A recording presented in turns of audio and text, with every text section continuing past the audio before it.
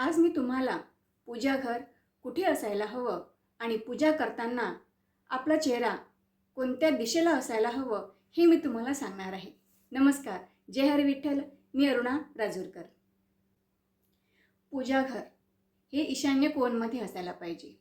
ईशान्य कोणचे स्वामी हे ईशला मानले जाते.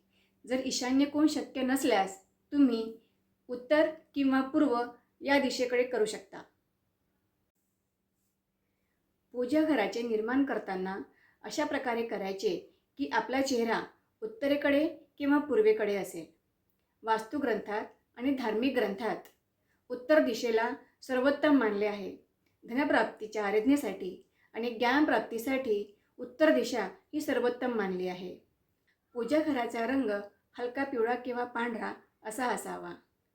तर माझ्या व्हिडिओची माहिती कशी वाटली नक्की लाईक करा, सबस्क्राईब करा. कमेंट्समध्ये काही प्रश्न असतील तर तुम्ही सांगू शकता. मी त्या प्रश्नांचं उत्तर सोडवण्याचा प्रयत्न करेल. धन्यवाद.